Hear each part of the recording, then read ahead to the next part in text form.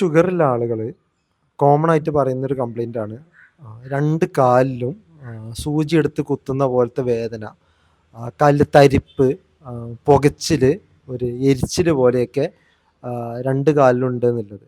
അപ്പോൾ ഇത് നമ്മൾ ഷുഗർ കുറേ കാലം കൺട്രോൾ ആവാതിരിക്കുമ്പോൾ ഈ ഷുഗർ നമ്മളെ ശരീരത്തിലെ ഓരോ അവയവത്തിനെ ബാധിക്കുന്ന കൂട്ടത്തിൽ നമ്മളെ കാലിൽ ഞരമ്പുകളെ ബാധിക്കുമ്പോൾ ഉണ്ടാകുന്ന ഒരു സിംപ്റ്റമാണിത്.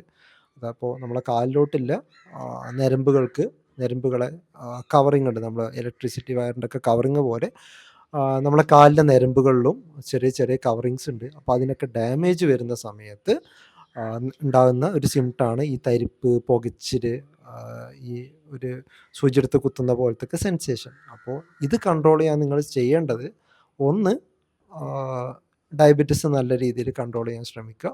ഇതിന് കൊടുക്കുന്ന മെഡിസിൻസ് എന്ന് പറഞ്ഞാൽ വൈറ്റമിൻസിൻ്റെ ടാബ്ലറ്റ് ചില ആളുകൾക്ക് കൊടുക്കാറുണ്ട്. വേദന നല്ല ബുദ്ധിമുട്ടാണ് എന്നുണ്ടെങ്കിൽ പ്രിഗാബാലിൻ, ഗാബാപെൻറ്റിൻ, അതുപോലെ തന്നെ ഡുലോക്സെറ്റിൻ എന്നൊക്കെ പറഞ്ഞിട്ടുള്ള മെഡിസിൻസ്, അതായത് ഓരോരുത്തരുടെ വേദനയും പിന്നെ വേദനൻ്റെ കാഠിന്യത്തിനൊക്കെ അനുസരിച്ചാണ് ഏത് മെഡിസിൻ എത്ര ഡോസിൽ വേണമെന്നൊക്കെ തീരുമാനിക്കേണ്ടത്. പിന്നെ ഈ മെഡിസിൻ കഴിക്കുമ്പോൾ ഒരു കുറച്ച് കാര്യങ്ങൾ നമ്മൾ ശ്രദ്ധിക്കാറുണ്ട്. അപ്പോൾ ഈ പ്രിഗാബാലിനും ഗാബാപെൻറ്റിനൊക്കെ കഴിച്ചു കഴിഞ്ഞാൽ ചില ആളുകൾക്ക് ഉറക്കം കൂടുതലായിട്ട് ഉള്ളതായിട്ട് നമുക്ക് കാണാൻ സാധിക്കും. അപ്പോൾ നിങ്ങളിപ്പോൾ ഒരു ബസ് ഡ്രൈവറാണ്, അല്ലെങ്കിൽ ലോറി ഡ്രൈവറാണ്, രാത്രി വർക്ക് ചെയ്യുന്ന ആളാണെന്നൊക്കെ ഉണ്ടെന്നുണ്ടെങ്കിൽ ഇത് 8 മണിക്കൊക്കെ കഴിച്ചിട്ട് നിങ്ങൾ ജോലിക്ക് പോയി കഴിഞ്ഞാൽ അപകടം പറ്റാൻ ചാൻസ് കൂടുതലാണ്. കാരണം ഡ്രൈവ് ചെയ്യുന്ന സമയത്ത് നിങ്ങൾ ഉറങ്ങിപ്പോകും. ഇപ്പോൾ ബിസിനസ് സംബന്ധമായിട്ടൊക്കെ ട്രാവൽ ചെയ്യുന്ന ആളാണെങ്കിൽ നിങ്ങൾ ഈ പറഞ്ഞ മെഡിസിൻ കഴിച്ചിട്ട് ഒറ്റയ്ക്ക് വേറൊരാളെ കൂട്ടാതെ ഒരിക്കലും യാത്ര ചെയ്യരുത്. ഈ കാര്യം ശ്രദ്ധിക്കണം. വേറെ കാര്യമായിട്ടില്ല, മേജർ കോംപ്ലിക്കേഷൻ ഒന്നും ഈ മെഡിസിന് ഇല്ല.